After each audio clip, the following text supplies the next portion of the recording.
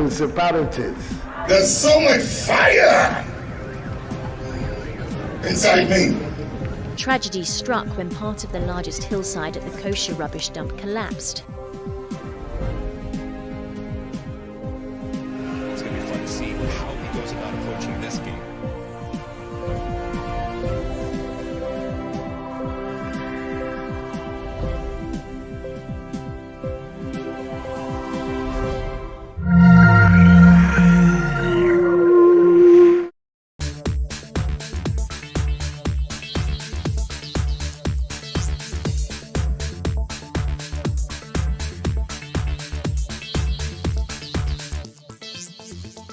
President Akufo-Addo, Sports Minister Mustafa Yusuf, and GFA President Kurt Okreko are taking some heat after the announcement of the $25 million budget for the Black Stars AFCON campaign and the FIFA World Cup qualification for Qatar 2022. A lot of people have been speaking on this subject, but today on the show here on GhanaWeb Friday's debate, we ask you, is money the only way for the Black Stars to break the 40 years AFCON trophy jeans? Let me hear from you in the comment section as we discuss this topic to the core. Is the government going the right way by always investing money in the Black Stars with the hope of winning a trophy for Ghana? Share your take with us with me here on the GhanaWeb Friday's debate. My name is Joel Eshend, and we'll go for a quick break. When we return, we start the analysis with my guest.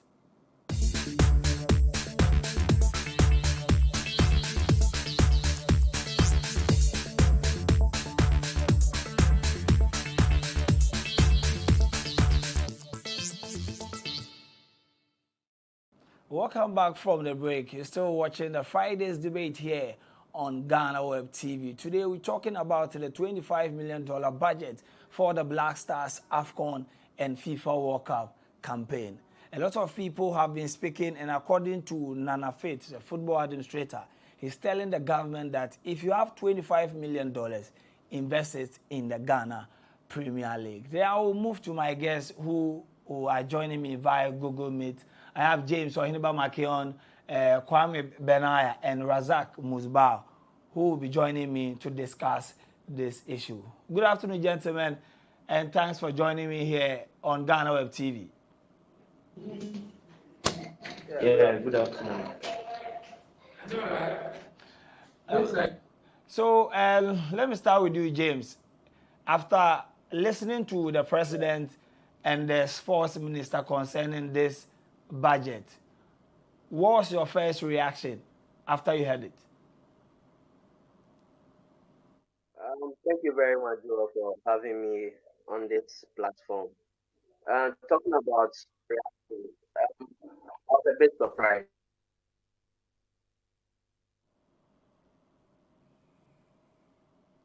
Hello, James. Okay, let me come to you. Yes, I was a bit surprised about the money that the president of the country to go and bring.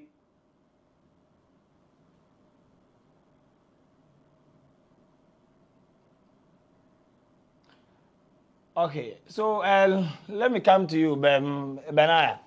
What was your first reaction after hearing this huge amount for the Black Stars campaign? The first that came to mind was, here we go again with the Black Stars being all about money.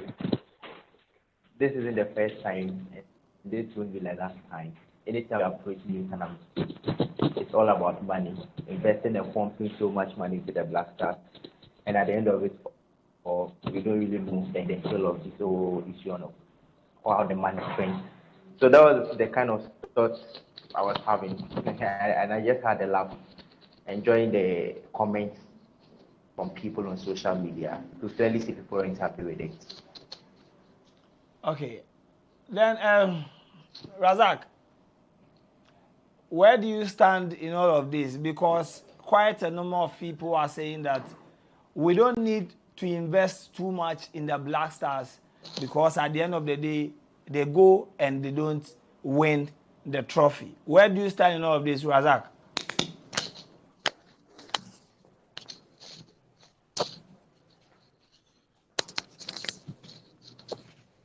Hello, Razak. Can you hear me?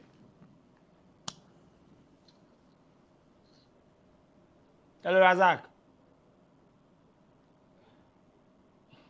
Razak, if you can hear me, I was asking that where do you stand in all of this? Because quite a number of people are bashing the government for budgeting $25 million for the AFCON, whilst if you win, you get 4.5 million.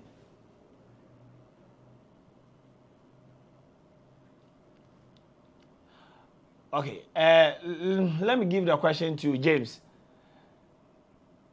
Where do you stand from the conversations that the president has budgeted $25 million for the AFCON and the FIFA World Cup qualification? Now the task is for the team to win the AFCON and also get to the semi-finals of the FIFA World Cup.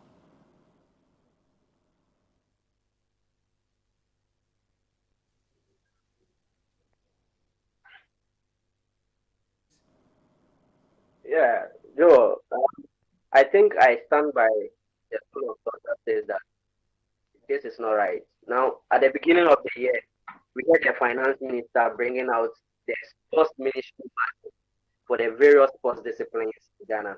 It's included football, like all the other sporting disciplines, and that money was 4 million Ghana cedis. But then, why do we as a nation all of a sudden make a decision which isn't a priority, especially for the Black Stars? For the Black Stars, first of all, to win the AFCON 2022.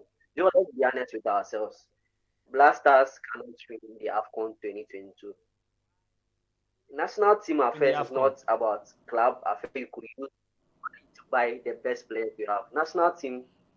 Hello, James. The national team is all about. James, I was asking you a question. And you have to work with it. Hello, Joe. Yeah, you said the Black Stars cannot win the AFCON.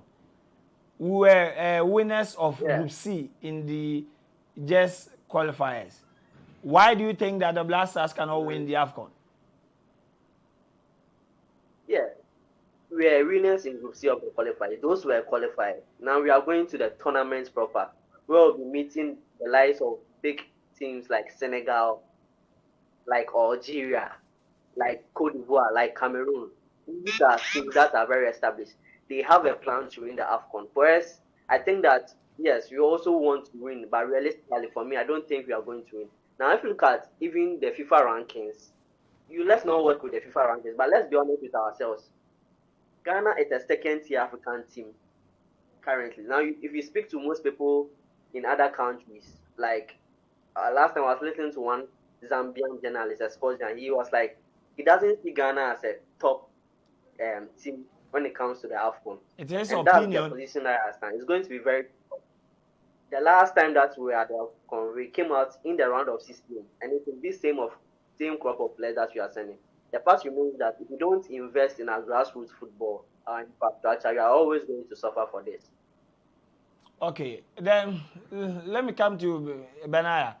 You also address the budget for the entire project, but my additional question is that James is saying that we need to invest. It seems the president wants to win the cup within the shortest possible time. What do we do as a country?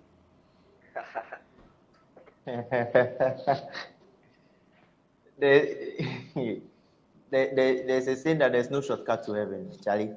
If we want to win the AFCON, we should have started planning in about, let me say, right after our elimination from the last AFCON. But since then, we can't see any progress in the Black Stars team. I think we've really retrogressed. We keep on relying on the same old crop of players. But we've still qualified I don't for the really AFCON. know. Oh yeah. We qualified in Grand Stars. Winners. As James said, those are just qualifiers. And mind you, the teams that we faced in the qualifiers are teams that we are expected to beat on any day. We played against. But we are coming against the likes of Senegal, Mali. Mali, for instance, I don't remember the last time Black Stars beat them. They've been beating us from the under 20, under 17 to the senior national team. Senegal, Cote d'Ivoire, and all the Morocco, Algeria, Egypt. all these countries, you could see that they are really making progress. But with the Black Stars, apart from the likes of Thomas Partey and let me say, and Jordan and Andrea, you can't really see the future of the Black Stars. Joe, you can't really see the future of the Black Stars. Right now, if you look at the first 11 of our Black Stars, it's really pathetic because it's not really looking good at all. And you don't even know the direction of the Black Stars because as of now, you don't even know the first 11 of the coach as we speak right now. And that is a huge concern for the country going to a tournament like this. I agree with Makion when he says there's no way we are going to win AFCON because if we would have won, we should start seeing signs by now. But as we speak, we are not seeing any signs. Even with the games, how convincing was it? It wasn't convincing. So, okay, this kind of performance, there's no way we are going to be dominating against the likes of Mali, Senegal, Egypt, Morocco, and Algeria in these countries that are way ahead of us as we speak. Even Nigeria. Okay, I initially asked you a question, Benai. I was saying that, so when you are setting your goals, you have long-term and short-term goals. We've seen teams win the AFCON, but were not the best before the tournament. In 2013, we saw a Nigerian side that a lot of their top players decided not to play. They came with young guys and they won the trophy. The same thing happened in 2017 when the indomitable Lions of Cameroon won the trophy. The president seems that he knows that we can plan ahead and win it. But at the end of the day, if you listen to what the president said at the breakfast meeting, he wants to win the trophy within the shortest possible time. Now we have the money. What do we do to win the trophy? Because accepted, we don't have the best of squad, and it has been proven over the years that you don't need top players to win it. You need a plan. How do we go about this? All right, just as you said, we need a plan. So it's obvious that we need a plan and not money. Money is not going to solve the issue for the Black Stars. So I believe this 25 million can be used to invest in those that are like proper scouting, proper player development. The youth, some of the players that are playing in Europe that have more talent, we should target this kind of players and start building them for the future. Let me say the next 2 AFCONs. So with this AFCON, I think you can just have a short-term plan whereby we just get the right crop of players that we are going to use for this AFCON. And wherever at all we get to, we build from there to the other AFCON with the mentality of going to win it. But if you are trying to say we are going to use 25 million to prepare for the AFCON job, we are not going anywhere. No. And when we don't reach the finals or if we don't win it, it's going to backfire.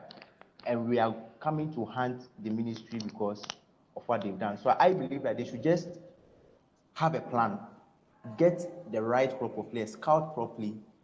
The coach should just stick to a first 11, let them play a series of friendlies so they get to know each other and then build some momentum going to the next AFCON.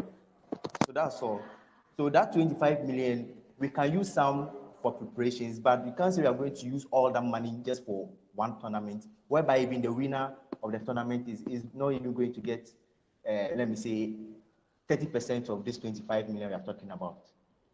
Okay, so let me see if I have Razak. Razak, if you can hear me, I was asking for your reaction after hearing that we plan to spend $25 million on the upcoming AFCON and the FIFA World Cup qualifications. Hello, Razak.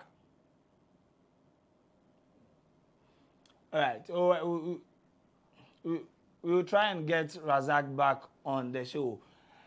You're still watching the GhanaWeb Fridays debate here on GhanaWeb TV. Today we're asking if money is the only way we can use to win the Africa Cup of Nations. We'll go for a quick break. When we return, we'll talk about the one person who has been taking the heat in the midst of all of this. That's the Minister for Youth and Sports, Mustafa Yusuf, and also discuss the target for the FIFA World Cup as the team is expected to qualify and get to the semi-finals of the competition.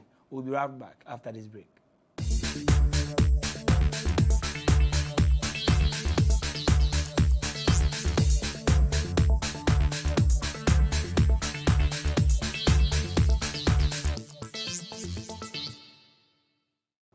Welcome back from the break. You're still watching the GhanaWeb Fridays debate here on GhanaWeb TV. Today we're asking if money is the only way we can motivate the Black Stars players to break the 40 years AFCON trophy gains or not. We started by discussing the issues from the scratch. Now we will talk about the target. Now we've talked about the target of the AFCON, and according to James and Benaya, we cannot win the AFCON.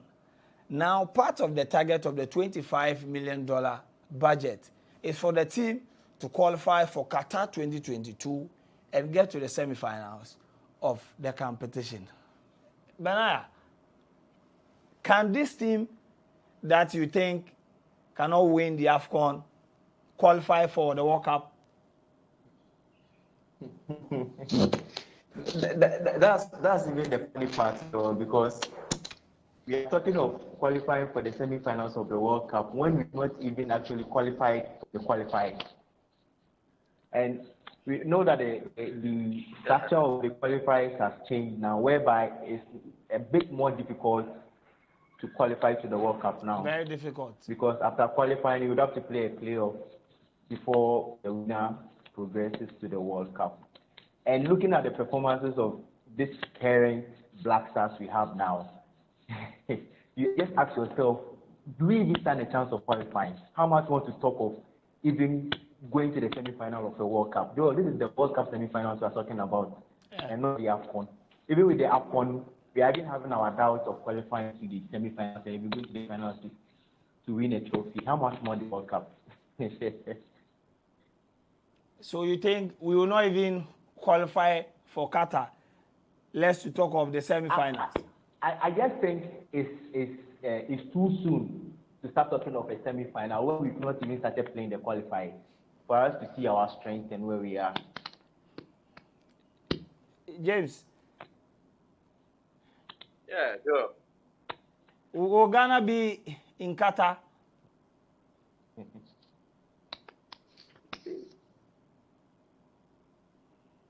James?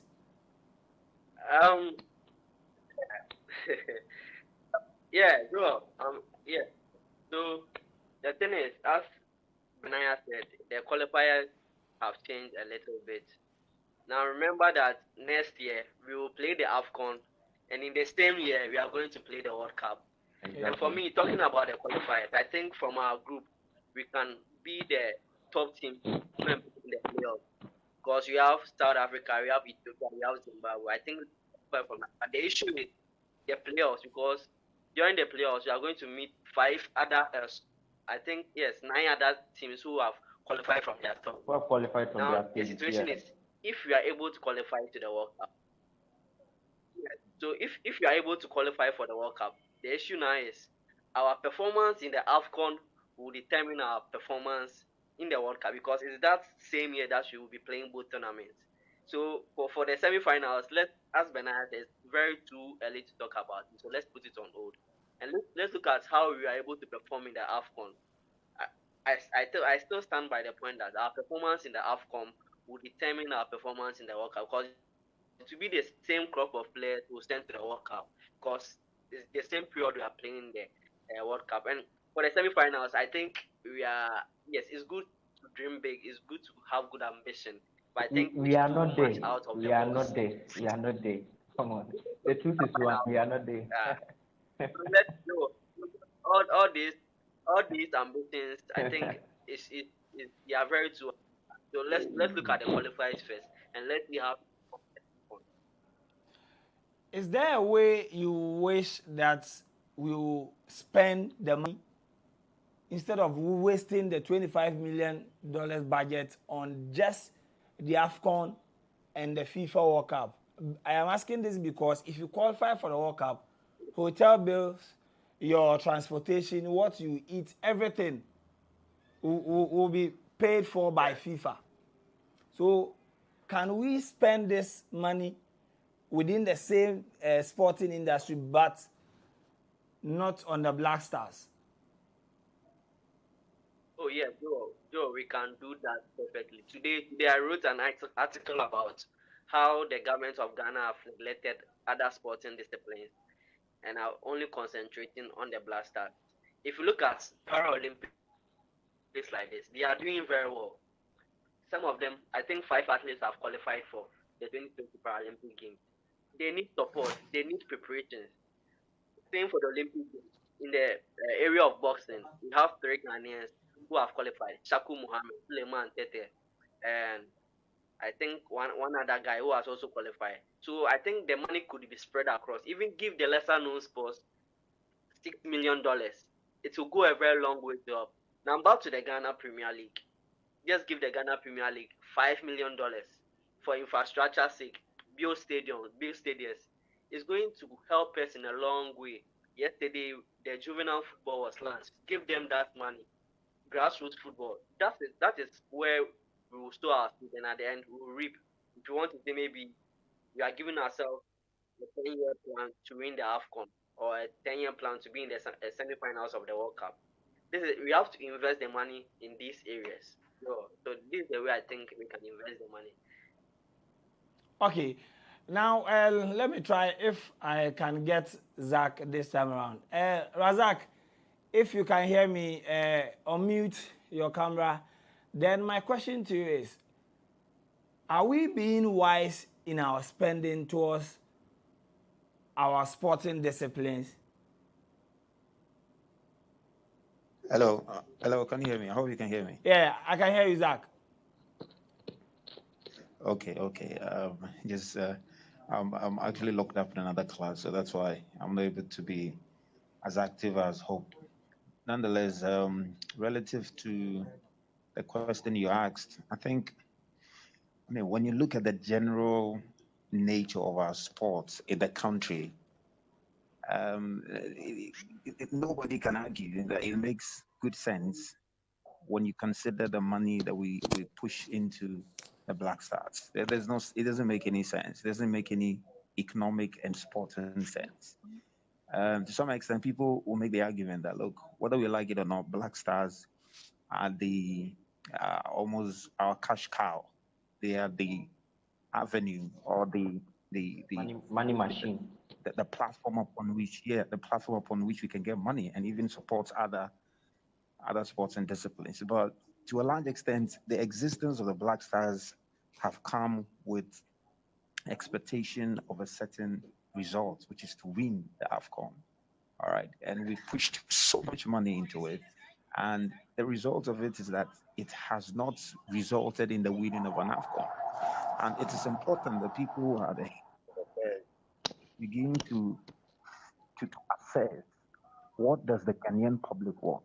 Is the Ghanaian public interested in the Black Stars winning an AFCON, or they are interested in seeing the general sporting facility or the general sporting environment in the country improved? Because whether we like it or not, yes, we are taking decisions as leaders, but the decisions must reflect the expectations or wishes of the people. It is so we need to do an assessment. What do the Ghanaian people want? Do they want, an AFCON, or they want us to see our Ghana Premier League improved and teams playing on better pitches? Do they want to see juvenile football revamped? What do the Ghanaian people want? All right. But if we sit in our rooms and assume that what they want is for the Black Stars to reach the semis of the World Cup, or for them to win the AFCON, that is what they want, and for which reason we should put all the resources there, then some of these things will be announced, and you see the backlash of the country. So I think we need to do a little reassessment of this. If really what we are doing is intended to meet the expectations of Ghanaians, we need to reflect what is the expectations of Ghanaians, so that we don't go pushing $25 million into the Black Stars. It's absolutely not, it doesn't make any good sense. All right, it doesn't make any good sense. So we need to do that. This, how much we spend on the Black Stars must be based on what is the general expectation of the Ghanaian public, so that we can have their support in whatever decision we take. Okay, I want to ask you this. Just to add, Razak, I want to ask you this. Yeah. Now, we've spoken about the budget, but do we have the team to achieve the intended target? Because the target for this amount is to win the AFCON, qualify for the World Cup, and get to the semi-finals of the competition. Do we have a team to achieve this? I mean, if the team we currently have is the team that we know, which is the team that played in the qualifiers, if that is the Ghanaian team, then I mean we don't have the team to win an AFCON. I mean, you look at the Algerian team, you look at the Egyptian team, you look at the Senegalese team, the Cameroonian team. All right, the quality of players and the level at which they are playing. When you compare this Ghanaian team, no, I mean we don't have the team to reach the semis, to beat Portugal, to beat Argentina, to beat the USA or beat England and reach the semis. We don't have it. We don't have the team to win the AFCON. It should take surprise, magic for us to get there. And unfortunately, now that Nana Grada has repented, I don't think we can get any magic anywhere to make it happen. Maybe Coach Bonsan or something. Okay, before I go for my break, let me come to Benaya. Now, the sports minister seems to be contradicting what the president said.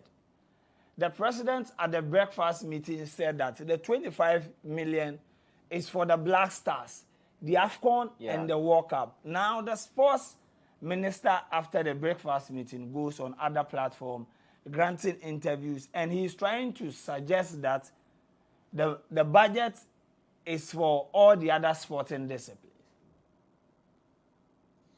I just think he's just trying to do that to avoid the backlash, because immediately this information got out that the president says 25 million is being allocated to the Black Stars, the public didn't take it lightly. They didn't take it well. They didn't like it. So because of the criticism that information drew from the public, I think he just decided to make those statements just to avoid the backlash. That's all I will say, because there's no way the president will make this bold statement where we have him saying it on tape that 25 million for the Black Stars have to qualify for the AFCON and also go to the World Cup semi-finals and all that. And then the minister comes and now says something else. It just clearly shows you that he's just trying to avoid backlash from the public. I mean, that's all and nothing else. Okay, to you, James.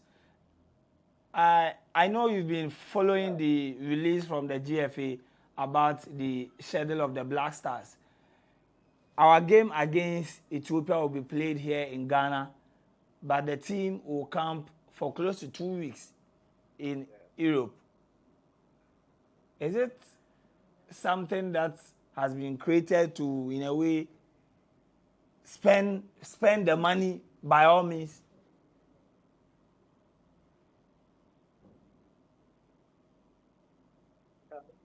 Joe, the question is, where are we going to play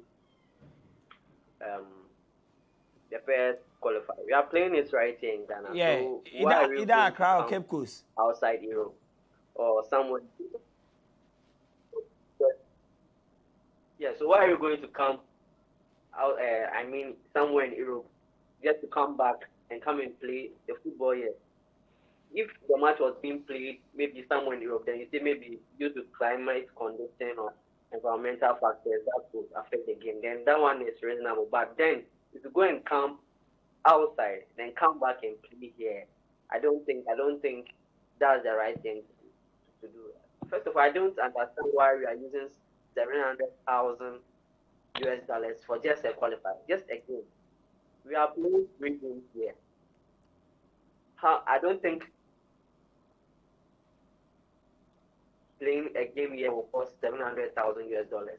But if you are traveling, even traveling to South Africa and Ethiopia and Zimbabwe wouldn't cost us that much. So I think we are shooting ourselves in the foot. All right. So today the GFA also announced that MTN has renewed their contract to sponsor the FA Cup competition, and they are going to pay $700,000 for 3 years. But the same GFA wants to spend $700,000 on a single Black Stars game. Well, we'll go for a quick break. When we return, we'll talk about the semi-final games of the UEFA Champions League. The road to Istanbul is still on. We'll be right back after this break.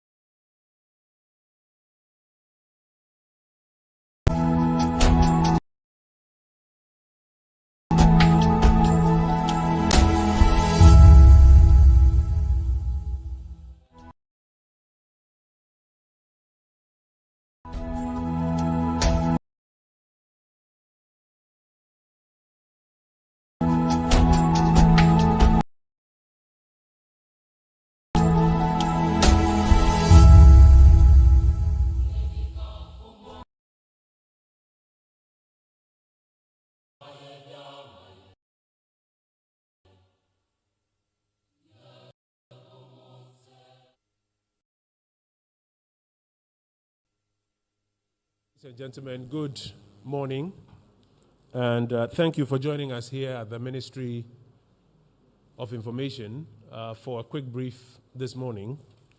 And our brief this morning is to provide you and the good people of Ghana with an update on the military operation that was authorized by His Excellency the President a few days ago to remove all persons and logistics involved in mining on water bodies in Ghana, starting from the Pra River, and which operation we are informed is at a point that we can update you on today. Many of you called requesting for interviews and further details, and as we explained, the policy is not to be commenting on ongoing operations, but they are at a point now that we are able to provide some information this morning. And that's why we've invited you to join us for this brief. I want to start by introducing some of the dignitaries who are here with us this morning. And then I'll yield the podiums to two of them who do the substantive brief. With us this morning is the Honorable Kofi Amankwa Menu, Deputy Minister Designate for Defense, Member of Parliament for Etwima Kwaoma. Also with us this morning is the Honorable Benito Owusu-Bio, Member of Parliament for Atwima Nwabieja and Deputy Minister Designate for Lands and Natural Resources. With us this morning is the Minister responsible for the Interior, the Honorable Ambrose Derry, Member of Parliament for Nandom, the Minister responsible for Lands and Natural Resources, the Honorable Samuel Abdullahi Jenapo, Member of Parliament for Damango, and the Honorable Dominic Nitiwu, Member of Parliament for Bimbila, and Minister responsible for Defense. The Ministers for Defense and Lands will join me or will take over the podiums. And the Minister for Defense will first give us a brief on the military operation proper and where they are, the scope, and the update of what has been achieved so far. He would also spend some time talking about the next steps after this operation by the military, if any. The Minister for Lands and Natural Resources, who would also take over this podium, will also now speak about the bigger conversation of mining within our water bodies. You will recall that a few weeks ago, himself, the Minister for Water Resources and Sanitation, and myself, on the instructions of the President, commenced a national tour, and he made or issued some directives.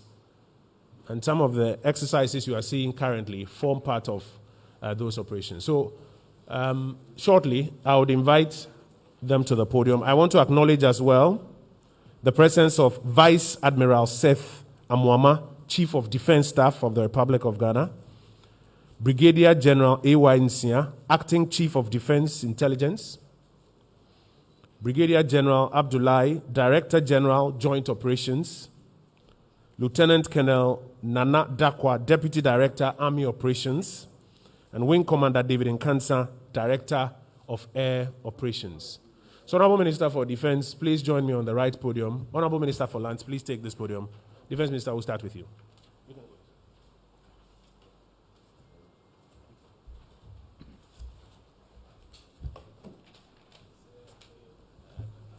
Thank you, Kojo. Thank you very much. I hope I'm audible enough. I'm okay? It's okay? Thank you very much, ladies and gentlemen. I think I'm back here again after almost 1.5 years. Let's say 1 year. And it's always good to have an opportunity to address you, obviously addressing you through to the nation. I stand on the existing protocol by the Minister for the Information, Honorable Kojo Nkrumah, and say the friends of the media. For me, I'm glad again to be back on the orders of the President to brief the nation on the military operation currently taking place, especially in the western region on the River Pra,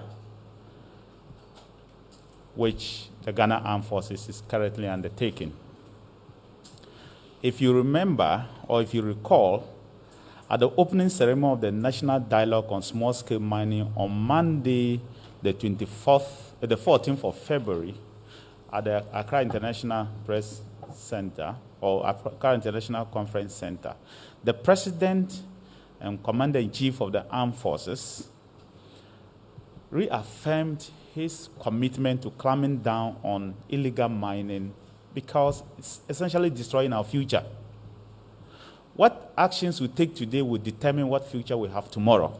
And so the President is very much aware. He had already put his political future online to fight this calamity, and he reaffirmed it, even though we faced serious problems during the electioneering campaign because of the commitment of the President to clean up what has been going on. And he said, and I quote, "We must all demonstrate that we love our land and are capable of taking care of it ourselves. The Chinese will not come and take care of Ghana. The Nigerians will not come and take care of Ghana. The Ivorians will not take care of us. It is Ghanaians who have to take care of Ghana. What is happening in Ghana is not happening in Ivory Coast, our nearest neighbor. And so it is the Ghanaians who have to take care of ourselves. If we don't have water to drink, we will not get water anywhere. And so we must protect our water bodies." Ladies and gentlemen, if you remember, in August 2017, the President launched Operation Come Life. And so a joint team of police and military moved in to stop illegal mining across the entire country, in all forms, vanguard, across the entire country. But in March 2020, after the military operations had achieved its desired objectives, it was withdrawn, leaving the police to continue with Operation Vanguard. But as the minister, my good friend, the Minister for Lands and Natural Resources, has observed on his thoughts, illegal mining is on the ascendancy again, particularly in areas that they should not happen, river bodies and water and forest reserves, which he will give a policy direction, and I don't want to take the wind out of his sail. He will give that policy direction. So I will leave that. And so His Excellency the President, after the communique that came out of the National Consultative Assembly, ordered the Ghana Armed Forces to carry out a surgical operation to flush out illegal miners, including foreigners from the country, on our river bodies and forest reserves. This operation was launched on Wednesday, the 28th of April, to remove all illegal miners and equipment from all our river bodies, especially the major ones, starting with River Pra. The operation is codenamed Operation HALT. Operation HALT is not a new operation. It was launched first in 2009 to do exactly what we are doing: flush out illegal miners. We have just continued that operation in line with the President's orders. This operation is being conducted by personnel drawn from the Ghana Army, the Ghana Navy, and the Ghana Air Force. A total of 200 all ranks, with the support from the Ghana Police Service, Ghana Immigration Service, and Forestry Commission, and allied security agencies are taking part. For the armed forces, the breakdown is as follows. Army, 154 all ranks, that is officers and men, 154. For the Navy, 40 all ranks, that is the Navy officers and men. And for the Air Force, 6 all ranks. And so we have 200 strong men drawn from the Ghana Armed Forces, led by their respective CEOs. So 64 is leading the eastern flank of River Pra, and 2BN, located in Takoradi or sited in Takoradi, is leading the western flank of River Pra, and the Navy is using their boats within the river east-south. And they are sweeping from the beginning of the river towards Chofu Praso. It's a 3-day operation which will end today. In view of the nature of the terrain and the tasks involved, the troops deployed a number of logistics or equipment to carry out the troops or the tasks. This includes TCVs, troop carrying vehicles, assault boats, helicopters, and drones. We want to be very open to the public. So you will see helicopters in action, you will see drones in action, you will see troop carrying vehicles in action, you see fully armed men in action.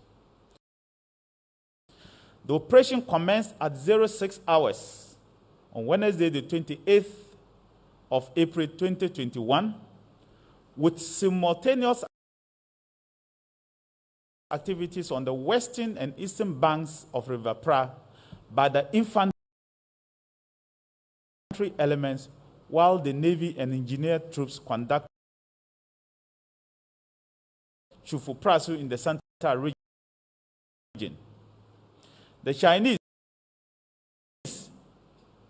Wei Gang Ying and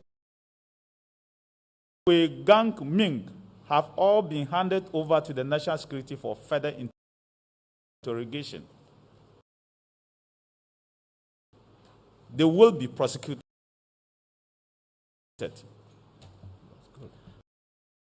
Ladies and gentlemen, it is noted that since the commencement of the operation from Wednesday the 28th to Thursday 29th, the troops have destroyed a number of equipment, including 9 excavators,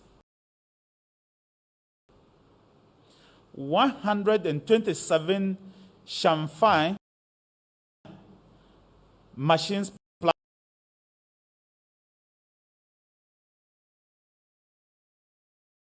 generator,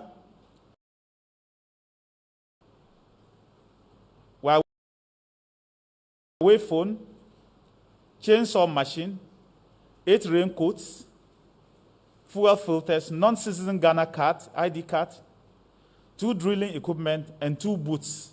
This will be destroyed except equipment that the police deem necessary for their work for prosecution. Otherwise, everything on site will be destroyed.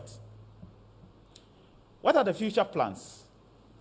Ladies and gentlemen, this operation will be conducted on all major river and forest reserves in all Galamsey endemic regions.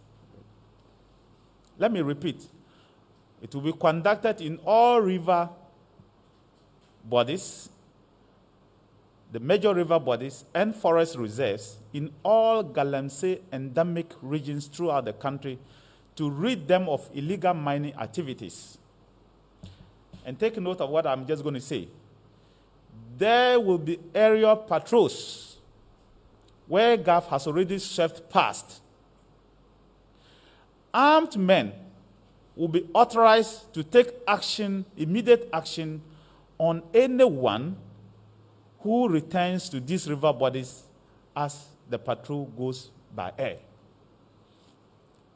So once the armed forces sweep past, we expect that nobody should return to the place. But helicopters will carry armed men to patrol the place every 3 days. And anybody found operating, again, on the areas that have been cleared, the security will be tasked to take immediate action. Whatever they say or whatever they do, we cannot communicate to you, but they will take action. So it is not in your interest to return to site. And we want this message carried out to the people of Ghana. Don't return to site. Once it is cleared, we expect the river bodies to return to normal. The task of the armed forces and the Ministry of Lands and Forestry is to ensure that River Pra is cleaned up, and we'll do everything and anything to make sure it is cleaned up for the people of Ghana to see that result, and we'll continue like that in all river bodies. Ladies and gentlemen, it is instructive to note that the level of degradation is unimaginable. Aquatic life lost completely. It's been observed that heavy equipment is being used for illegal mining activities on River Pra. Some of them have been withdrawn, hoping that will not come back and they'll bring it back. But I'm sorry, it will always be there. But it's not a stationary force like Vanguard. Additionally, some of the illegal mining sites have been a little bit inaccessible, but the armed forces will get there. GAV was tasked to conduct operations at Nyong Forest as well, and 2 Chinese were also arrested. But the recommendations that we want to give you is, one, that together as stakeholders, especially the media, you should partner the security agencies, particularly the Ministry of Lands, and assist us to ensure that we succeed in what we are doing. We will get to the traditional authorities for their assistance as well.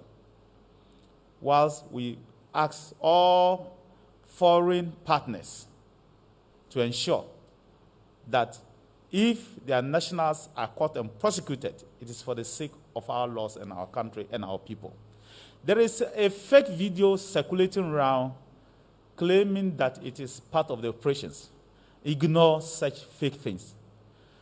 As a country, the Ministry of Lands and Natural Resources organized a bipartisan, all-inclusive national consultative dialogue. We came out with a communique as a nation, and we are following through it. We don't want the politicization of the actions again. We've done enough politics, Galamsey politics. Videos abound where people are doing Galamsey politics. We don't want that any longer. Let us all love this country and let us succeed. So I would call my colleague, the minister, to continue from here. Whilst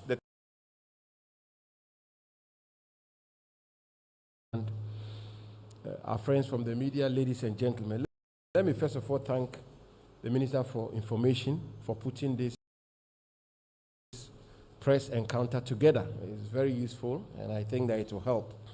And also very quickly thank the President and Commander-in-Chief of the Ghana Armed Forces, the Minister for Defense, the Minister for Interior, the Minister for National Security, and the Military High Command for for the work they've actually started. I mean, I think that the work they've begun is going to help us at the Ministry of Lands and Natural Resources a great deal. We are highly happy about the work they are doing. Now, I just want to bring some clarity on where we are, the issues on the table, and the framework we have put in place. We are all very familiar with the issues of illegal small-scale mining in our country. I will not go through all of that.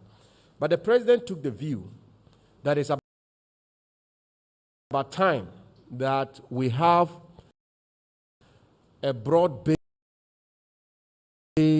bipartisan national conversation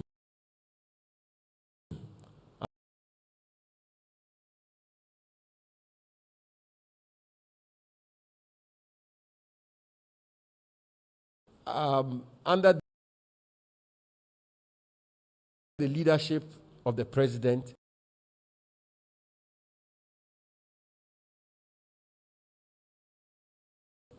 We are fortunate to have organized some largely successful national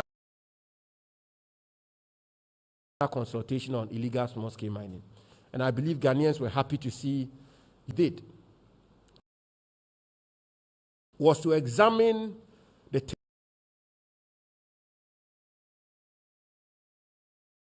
terrain. And the ministry came to the conclusion that there are two critical areas of the fight or of our national life which require special attention, which are our water bodies and forest reserves. Let's face it, when Ghanaians are up in arms and outraged about illegal small-scale mining, fundamentally, they are talking about the water bodies of our country, the state of our water bodies. They are talking about our forest reserves. The illegal small-scale mining which takes place everywhere else is important, and we are going to deal with that. And in fact, we are dealing with that. But the water bodies and forest reserves, we came to the well-reasoned conclusion that those are high priorities. And so measures were put in place. The first measure we took was to direct the Forestry Commission to cease the issuance of forest entry permits for purposes of mining. For those who are familiar with the processes leading to actual legal mining in forest reserves, having secured be further mining in forest reserves. I have to clarify that. For the enterprises or operations or companies who have already acquired mining licenses or mining leases and gotten forest entry permits and are mining and following the protocols, the environmental protocols, they have what we call accrued rights. So this instruction will not take a retroactive effect. So it will not affect them. And there are a good number of responsible large-scale, small-scale mining schemes going on in forest reserves with the right permit. But in the future, no more forest entry permits. 2, we also observed that people come up to apply for prospecting, recognizance, and or exploration licenses. And again, those who are familiar with the mining industry, those kinds of licenses are for you to go and check whether or not the concession is mineralized, whether or not you can find minerals in the concession. If you find minerals, you then will come back to the Minerals Commission to go through the processes all the way to get a mineral operating permit and a forest entry permit before you can mine. But we observe that people come, they get the license for prospecting, and then they move straight away to mine. And when they are confronted, they pull a piece of paper which says, I have a license, which is a prospecting license, or a recognizance license. In some cases, they've just put in the application. The Minerals Commission is evaluating the application, then they proceed to mine. So we've suspended all prospecting, recognizance, and or exploration in forest reserves in our country. Whether you have license or you do not have license, or your application for a license is pending, no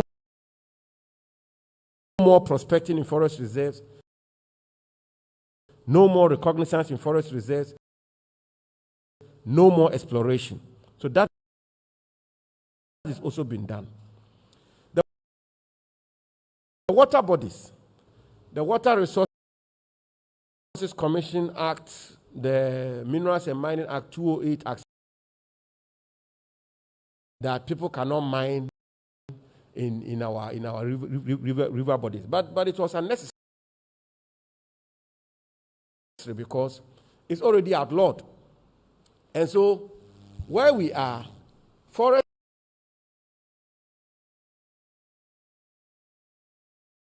reserves and water bodies, the president has declared those red zones.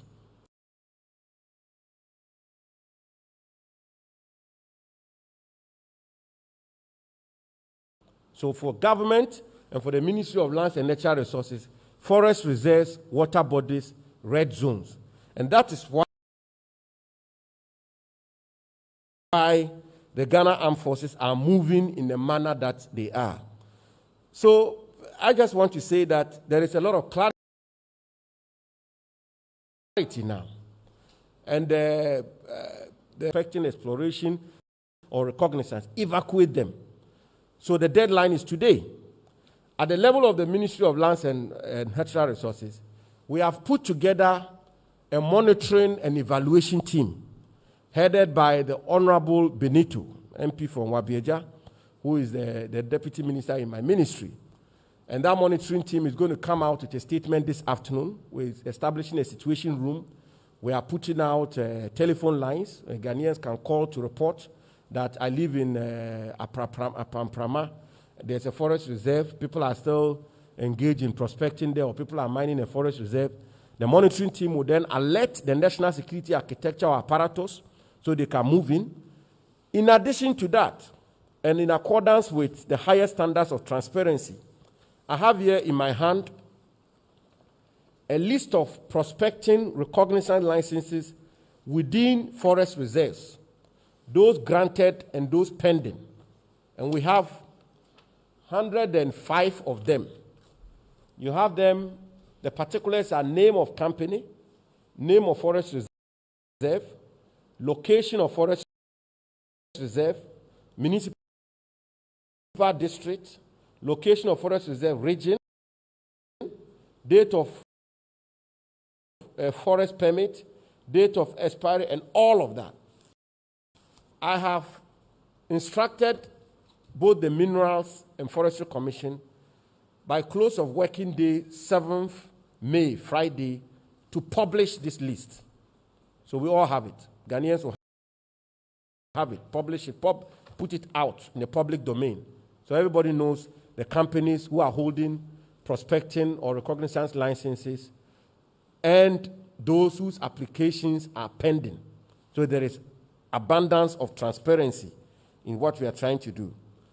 I'd like to conclude on this note. And the note is that let all of us appreciate that this is a complex industry. I haven't been Minister for Lands and Natural Resources for too long, but I've been around long enough to come to the firm conclusion that this is a complex industry. I said it at the National Consultative Forum. I want to repeat it. The President's resolve alone will not be enough. My resolve alone will not be enough. The ministers, security minister, their resolve alone will not be enough. It will require a national effort.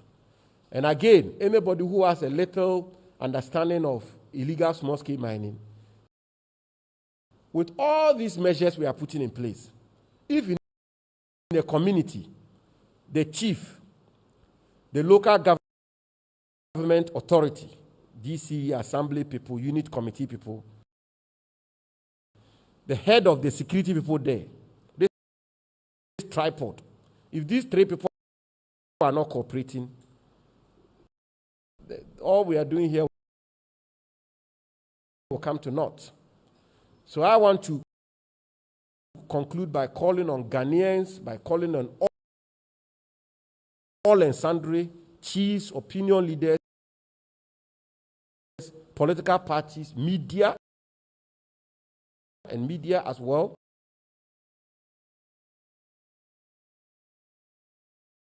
as they relate to water bodies and forest reserves. What we describe as a red zones is absolutely unflinching and unequivocal. Thank you very much.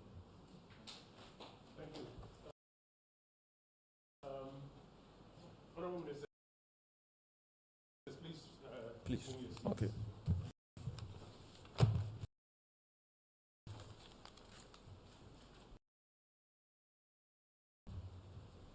Honorable Ministers, grateful for the brief that you have just given us. As the Minister for Defense mentioned, if there are questions that are specific to the operation, we'll take them, and then we will have the relevant security officers join us up on the podium and respond to them. And if there are questions related to the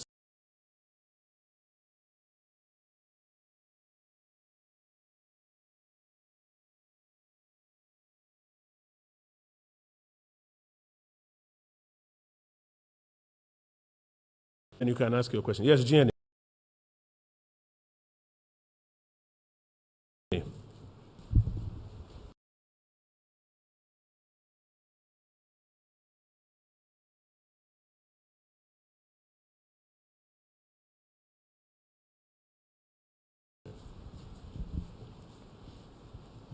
Please make your question.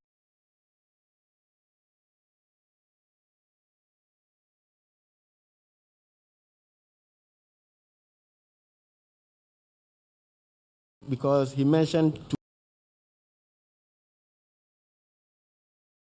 So the question is, how many people were arrested?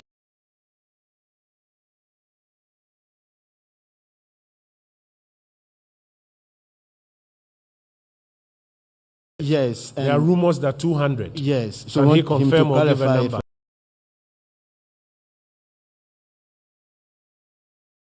I want to find out how we are going to resource the various district and regional security councils, because the Minister of Lands told us that they will spearhead this exercise. And so if now government is bringing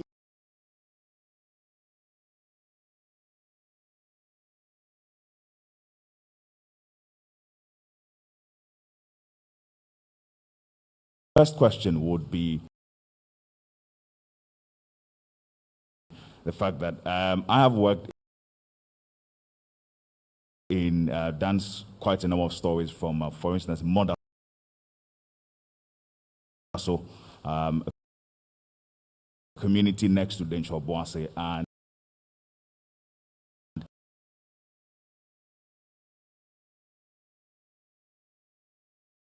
for whatever that happens. What is government's plan to sustain these lives? So are there alternative livelihood? Exactly. Yes. Next My question, second sir. question will be that we've seen a lot put in place to ensure that we overcome this canker. We've employed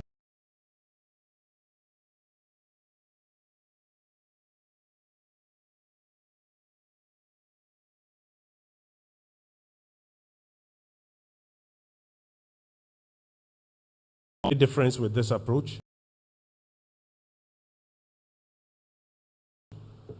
Yes, sir. Zako Judge.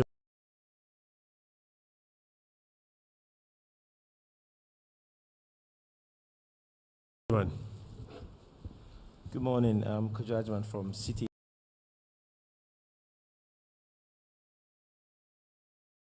These are supposed to be 200 excavators involved in prospecting. Yes. In the forest reserve. In the forest reserves. Yeah. Where exactly is this?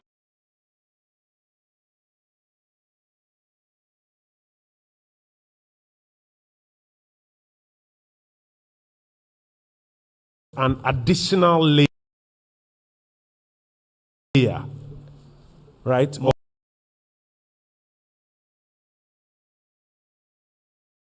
Or is it necessarily just a collaboration of the existent agencies? Well, I believe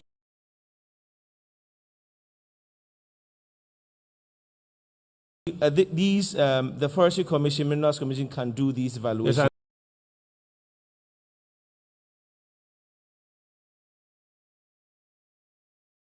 Yes, I understand. I'm clarifying your question that is it an additional layer?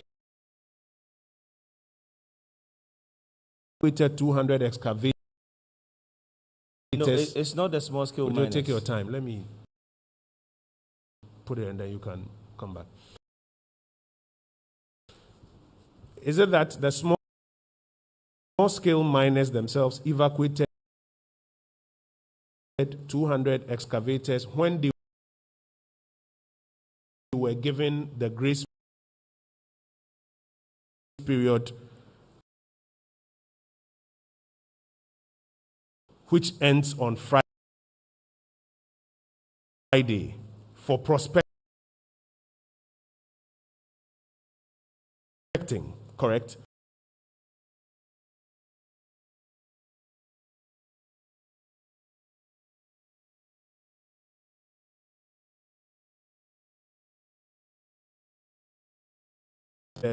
Meanwhile, what we are talking about is an operation on the Pra River.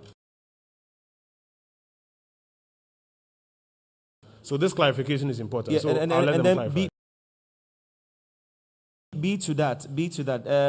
The minister also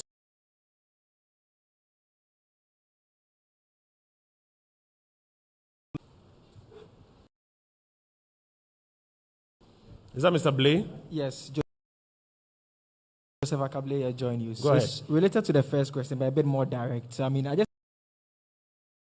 wanted to find out, because the figures he gave, he just said only 2 Chinese nationals have been arrested. Yeah. If you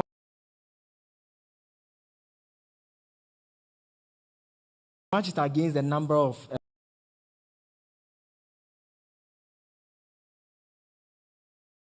equipment that were seized, is it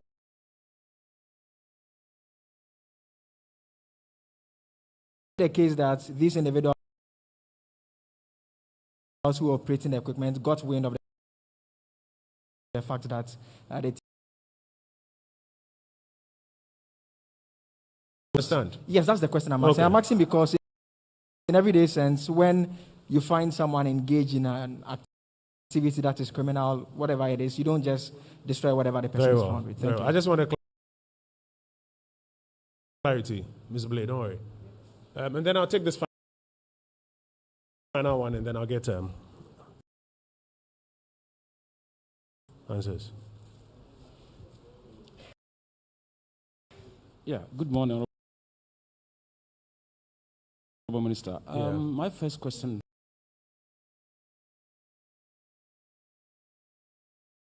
has to do with there's a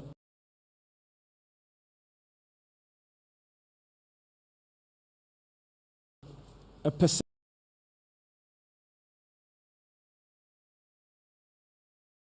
like you said, we're all fighting in vain. Now, my second question, I read a story about Chinese involvement in this whole saga. And the Ghana Immigration Service told us that they come to this country for, how do you call it, a 3-month visit, and then they go out. But I know there's a town in the Western region called Chinatown. In that, what it was, I've forgotten the town that they have settled, and they do business and do all kinds of things. So how do the Chinese come in? Not only Chinese, the foreign miners come in. And how do they live? And how are they monitored to make sure that we see their movement here and there? And my third question. I'm sorry. The second one, I'm a bit confused. Specific to this operation. How are we not going to check that those things, the importation is blocked so that they cannot come into the country? Thank you. Okay, so is there any part of this operation that deals with an effort to ensure that machines